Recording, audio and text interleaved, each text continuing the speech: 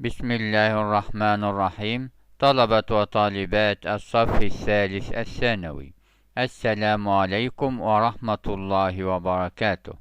اليوم موعدنا مع الامتحان الثامن من كراسة المعاصر التفاعلية، صفحة 108. فلنبدأ. Choose the correct answer from A, B, C or D. Number 1. The postman was not into a successful film. But the postman اللي هو البوسطجي طبعا ده اسم قصة. was made into يبقى تحولت إلى فيلم ناجح أو صنعت فيلم ناجح. But the postman was made into a successful film. التانية. While Samir was very busy doing his homework, his sister not too loud music. He wasn't able to concentrate. يبقى while Samir was very busy doing his homework، بينما سمير كان مشغول جدا بيعمل واجبه، his sister أخته، طبعا هنا تبقى حدثين متوازيين في الماضي المستمر الاتنين، يبقى his sister was listening، لأن حدثين متوازيين لم يقطع أحدهما الآخر ولكن كانوا مستمرين في نفس الوقت. ففي الوقت اللي هو كان بيعمل واجبه كانت أخته بتستمع للموسيقى. and he wasn't able to concentrate، يبقى لم يكن قادر على أن يركز. يبقى while Samir was very busy doing his homework, his sister was listening to loud music. He wasn't able to concentrate. وإن كان الزمان ده هو ما جابش ماضي مستمر، ده هو جاب busy وبعد busy بيجي أصلا الصفة. الجملة التالتة. A teacher is like the nut of the earth. Whatever level you reach, you can dig deeper to find richer ones. بقى لي a teacher is like the layers of the earth. يبقى للمعلم مثل طبقات الأرض. A teacher is like the layers of the earth. Whatever level you reach، مهما كان مستوى اللي انت بتوصل له، you can dig deeper، يمكنك أن تفحر أعمق، to find richer ones، لتجد طبقات أكثر غنى، لأن طبعا هنا ones هتعود على الlayers اللي هي الطبقات. طبعا lawyers محامين، lies أكاذيب، leads يؤدي إلى. قال هنا طبعا lead بتيجي بمعنى رصاص بس طبعا مش هتنجمع. يبقى هنا a teacher is like the layers of the earth. Whatever level you reach, you can dig deeper to find richer ones. الرابعة. My pen friend arrived at Cairo airport a moment ago. This means that he not. بقى لي my pen friend صديق المراسلة بتاعي arrived at Cairo airport وصل مطار القاهرة a moment ago منذ لحظة. This means that هذا يعني أن he had just arrived، يبقى وصل حالا أو توا، يعني طبعا a moment ago بتساوي just. طبعا آسف he had just arrived. يبقى my pen friend arrived at Cairo airport a moment ago. This means that he had just arrived. الخمسة. the letters الحروف AKP are short for نقط knowledge bank. يبقى طبعا the letters اللي هي الحروف AKP are short اختصار for Egyptian knowledge bank، بنك المعرفة المصري بنرمز له AKP. يبقى the letters AKP are short for Egyptian knowledge bank. الستة. How long did President Sadat نقط Egypt؟ يبقى how long did President Sadat govern Egypt؟ يبقى ما طول المدة اللي الرئيس السادات حكم فيها مصر. يبقى how long did President Sadat govern Egypt؟ طبعا governor حاكم، government حكومة، governorate محافظة. السبعة. I am sorry نقط happened was my mistake. يبقى له I am sorry أنا آسف what has happened. was my mistake. يبقى ما حدث كان خطئي. I am sorry. What happened was my mistake. التامنة. He caused her to be frustrated. He broke her نقط. طبعا he caused her to be frustrated. يبقى هو تسبب لها بأن تحبط. يبقى frustrated اللي هو يصاب بالإحباط. He broke her heart. يبقى كسر قلبها. طبعا هنا broke her heart كناية عن الزعل والحزن. يبقى he caused her to be frustrated. He broke her heart. طبعا رجل aim هدف hope أمل. التاسعة. In a basketball match نقط team has 5 players. يبقى in a basketball match في مباراة كرة السلة كل فريق يبقى each team للمثنى each كل فريق has 5 players له أو بيمتلك 5 لاعبين. طبعا both ولا both teams وبيجي بعدها جمع إنما هنا has مفرد. وأيزر واحد من اتنين نيزر لا هذا ولا ذاك. العاشرة. after walking for 2 hours يبقى بعد ما مشى لمدة أو بعد ما مشيت لمدة ساعتين I not really tired. يبقى after walking for 2 hours I felt really tired. أنا شعرت حقا بالتعب. يبقى after walking for 2 hours I felt really tired. عندي ache ال H silent يؤلم. suffer يعاني من. left ترك. 11. That coin is not to be kept in the museum. يبقى لي that coin is هتبقى old enough يبقى قديمة بدرجة كافية to be kept in the museum لكي يحتفظ بها في المتحف. يبقى that coin is old enough to be kept in the museum. 12. Experts are not that there will be a treatment for fatal diseases. يبقى experts الخبراء are hopeful that يأملون أن there will be a treatment سوف يكون هناك علاج for fatal diseases للأمراض المميتة.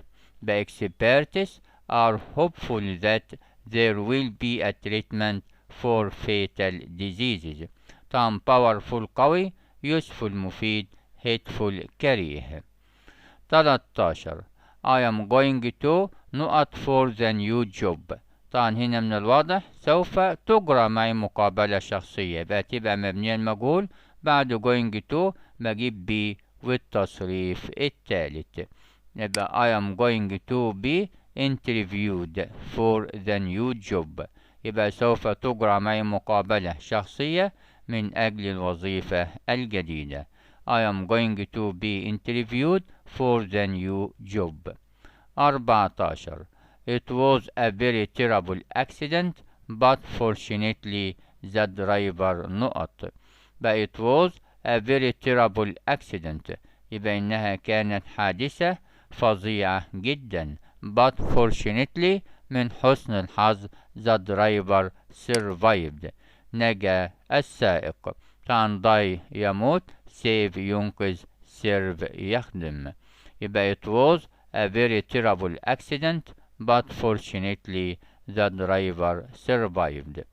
15. No mistakes نقط after I had followed my teacher's advice. طبعا هنا واضح ان الجملة يبقى المعنى مبني المجهول او لم ترتكب اخطاء. طبعا mistakes جمع وطبعا after هنا ماضي تام يبقى انا عايز ماضي بسيط يبقى no mistakes were made.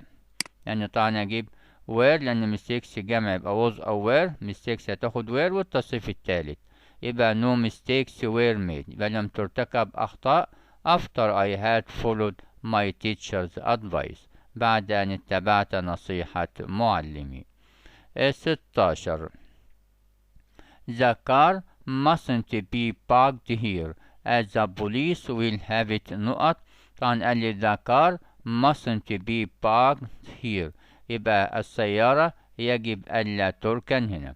طبعا parked here as the police لأن الشرطة will have it removed، يبقى سوف تزيلها، will have it removed. أو طبعا هنا will have it لو هي positive ممكن يخلوك انت تشيلها أو يجيبوا حد يشيلها. يبقى عندنا stopped توقف، stepped بمعنى يخطو هنا، improve يتحسن. يبقى the car mustn't be parked here as the police will have it removed. 17 have you not the main road in your town paved؟ يبقى have you طبعا هنا محتاج التصريف الثالث، وشيء وفعل برضو يجي بعد منه التصريف الثالث. يبقى طبعا جيت ما تنفعش لأن هي دي تصريف أول، وميكنج ما تنفعش، وميك مش هتنفع، يبقى يفضل عندي هاد. وطبعا هي هاد أو هاف بيجي معاها برضو التصريف الثالث في البوزيتيف. يبقى have you had the main road in your town paved؟ يبقى هل الطريق الرئيسي في بلدتك تم رصفه؟ يبقى have you had the main road in your town paved؟ طبعا مش هو اللي يرصفه، بتيجي مثلا شركة الرصف والطرق وترصفه. 18 would you like to know for this job it's really rewarding؟ يبقى would you like to apply for this job؟ هل تريد أن تتقدم لهذه الوظيفة؟ it's really rewarding إنها حقا مجزية. طبعا imply يتضمن أو يدل على، reply يرد، deploy طبعا هنا بتيجي بمعنى ينشر، deploy. يبقى would you like to apply for this job it's really rewarding. عندي الجملة رقم 19 she told me that I not due care to my work I actually appreciate her advice. طبعا هنا she told me that يبقى هي أخبرتني أن not due care، طبعا هنا المفروض ينبغي أن أعطي اهتمام كافي لعملي. I actually أنا بالفعل appreciate أقدر her advice نصيحتها. طبعا هنا advice للنصيحة. طبعا لو شفنا معاني الكلمات اللي هنا didn't have given need have والتصريف الثالث لم تكن بحاجة إلى شيء ولكنك فعلته، لم تكن بحاجة لأن تفعل شيء ولكنك فعلته. should have given العكس، حاجة المفروض تتعمل ما تعملتش، يبقى دوت ما ينفعوش. could have given كان لديك القدرة لفعل شيء لكنك لم تفعله. should give دي للنصيحة، وطبعا should ما بتتغيرش للماضي، فهتبقى هي الإجابة. ف she told me that I should give due care to my work I actually appreciate her advice. 20 if the weather was not you will be in a gale. طبعا gale عاصفة فيها رياح، يبقى طبعا هتبقى windy. يبقى if the weather is windy you will be in a gale ستكون في عاصفة محملة بالرياح. but if the weather is windy you will be in a gale. طبعا snowy اللي هو محمل بالصقيع أو التلج، rainy ممطر، hot حار. القطعة اللي read the following passage then answer the questions. Prince Edwin was the oldest son of a wealthy king. يبقى اللي كان الابن الأكبر لملك ثري. He was riding in the forest one day. يبقى كان يركب في الغابة يوم ما. When he met a poor boy. عندما قابل ولدا فقيرا called Tim يسمى تيم. Edwin and Tim looked alike. يبقى اللي إدوين وتيم كانوا متشابهين تماما. almost identical تقريبا كالتوائم المتطابقة ومتطابقين. they talked and played for several hours. يبقى تحدثهم ولعبهم لعدة ساعات. the prince Edwin اللي الأمير إدوين persuaded Tim to change clothes with him. أقنع تيم بأنه يغير ملابسه معه. Tim pretended to be the prince. فتيم ادعى بأنه هو الأمير. and rode back to the castle وركب عائدا إلى القلعة. Edwin went to Tim's house. أما إدوين اللي هو الأمير ذهب لمنزل تيم and learned how difficult it was to be poor. كيف يكون من الصعب أن تكون فقيرا. طبعا الجملة دي ممكن نحتاجها في إجابة. The two boys الولدين had many adventures. كانت لهم مغامرات عديدة because they didn't know how to act like each other. لأنهم لم يكونوا يعرفون كيف يتصرف كل منهم مثل الآخر. After several weeks وبعد أسابيع عديدة the king died. الملك مات. Tim sent a message to Edwin and told him to return quickly. فتيم أرسل رسالة لإدوين and told him to return quickly وطلب منه إنه هو يعود بسرعة. Edwin reached the castle on the night before the coronation. يبقى إدوين وصل القلعة قبل الليلة اللي كانت فيها التتويج. يعني معنى الكلام ده اللي بعت رسالة تيم لإدوين لأن أبوه مات، يبقى كان أصلا هنا قعد عدة أسابيع يغيروا أدوارهم مع بعض عشان لما يجيلنا السؤال. يبقى طبعا إدوين reached the castle on the night before the coronation. يبقى وصل القلعة في الليلة اللي هي قبل التتويج. On that great occasion في هذه المناسبة العظيمة he became king and he made Tim his chief advisor. يبقى أصبح ملك وجعل تيم الناصح أو الرئيس بتاعه. and asked him وطلب منه to live in the castle with him أن يعيش في القلعة معه. يبقى نشوف الأسئلة مع بعض. قال whose idea was it that the boys exchange clothes and places. يبقى كانت فكرة مين بأن الأولاد يغيروا من الملابس والأماكن أو الأدوار بتاعتهم. طبعا كانت فكرة الأمير اللي هو إدوينز. التانية قال for how long did the boys exchange places. ما طول المدة اللي الأولاد تبادلوا فيها الأدوار. طبعا هنا هم قعدوا هنا طبعا فترة اللي after several weeks يبقى بعد عدة أسابيع. يبقى قعدوا several weeks أسابيع عديدة قبل الملك ما يموت. لأن لما الملك مات اهو تيم هو اللي بعت الرسالة لإدوين إن هو يرجع. معنى كان تيم اللي كان موجود في القصر بيمثل دور الأمير. 23 قالوا what kind of person do you think Prince Edwin was. ما نوع الشخصية اللي ممكن تعتقد إن البرنس الأمير إدوين بيكونها. طبعا هنا he was an adventurous person. يبقى شخص بيحب المغامرة لأنه يروح يعيش في بيت واحد فقير ويخلي واحد تاني يمثل دوره كأمير. طبعا irresponsible غير مسؤول، carefree خالي من الهموم، foolish أحمق، stupid غبي. 24 according to the passage طبقا للقطعة Edwin and Tim were more identical in كانوا متطابقين أكثر فين؟ طبعا in appearance اللي هو المظهر، character الشخصية، personality شخصية، education تعليم. ال open-ended questions قال do you think Edwin would be a better king after his adventures. هل تعتقد بأن إدوين هيكون ملك أفضل بعد مغامراته؟ طبعا قال لك why not ليه كده ليه، أو لو قلت لا برضه ليه. طبعا هنا أنا أعتقد yes هتبقى الإجابة yes. ليه؟ لأن هو زي ما احنا شفنا كده he learned how difficult it would be to be poor.